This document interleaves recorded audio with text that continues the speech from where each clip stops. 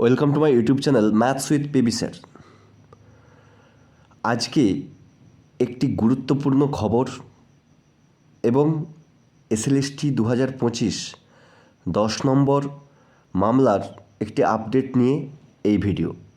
যে সমস্ত ভিউয়ার্সরা প্রথমবার চ্যানেলটি দেখছেন অবশ্যই চ্যানেলটি সাবস্ক্রাইব করে নেবেন এবং পাশে থাকা বেল আইকনটি প্রেস করে দেবেন বিভিন্ন চাকরি সংক্রান্ত পরীক্ষা এবং পশ্চিমবঙ্গ ও কেন্দ্র সরকারের বিভিন্ন পরীক্ষার ক্লাস ও আপডেট পেতে। প্রথমেই বলি, হাইকোর্টের এই নোটিশটা দেখতে পারেন, কজ লিস্টটা আগামীকাল ঠিক দুপুর 2টোর সময় 32,000 প্রাইমারি যে মামলা, চাকরি বাতিলের যে শুনানি, দীর্ঘ শুনানি, সকলেই জানেন যে মোটামুটি 8 মাস প্রায় দীর্ঘ শুনানি, ডেটের পর ডেট, এবং লাস্ট 2 মাস ধরে কমপক্ষে সপ্তাহে 2 দিন বা প্রতি সপ্তাহে ঠিক দুপুর 2টো থেকে 4:30, 4টা, 4:30 পর্যন্ত কিন্তু শুনানি হয়েছে এবং বিস্তারিত ব্যাখ্যা সহ শুনানিতে কিন্তু অনেক তথ্য উঠে এসেছে।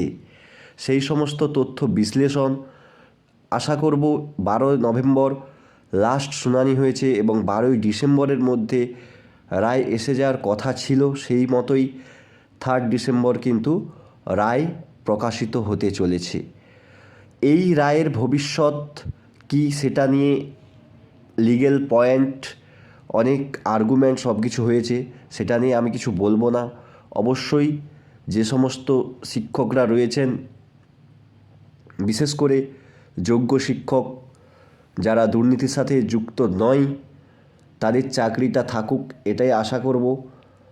আর বাকি যে এসএলএসটি 2025, এই এসএলএসটি 2025 আমরা দেখেছি যে 4টি সাবজেক্টের ইন্টারভিউ লিস্ট প্রকাশিত হয়েছে। ইন্টারভিউর জন্য ইন্টিমেশন লেটার কিন্তু ডাউনলোড করা যাচ্ছে। যারা যারা ডাক পেয়েছেন অবশ্যই ডাউনলোড করে নেবেন। ইন্টারভিউ চলছে 11-12 এবং নবম দশমের রেজাল্ট হয়তো এই সপ্তাহের শেষের দিকে, অর্থাৎ শুক্রবারের দিকে প্রকাশিত হতে পারে।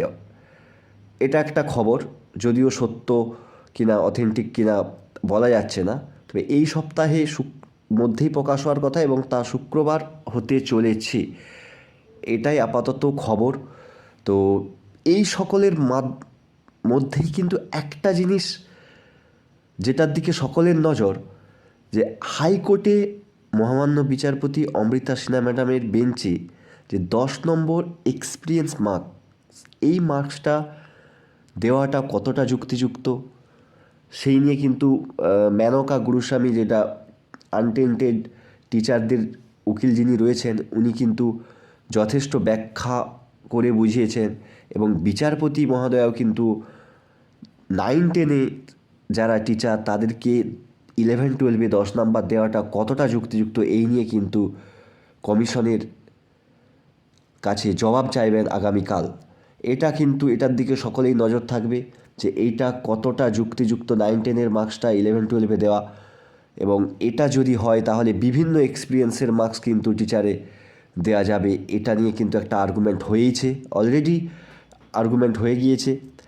তো সকলের নজর থাকবে সেই দিকে, ওই রায়ের দিকে। এবং সবথেকে বড়, পশ্চিমবঙ্গের শিক্ষা ব্যবস্থার যেটা সবথেকে বড় দুর্নীতি, 26,000 চাকরি বাতিল এবং তারপরে 32,000 প্রাইমারি।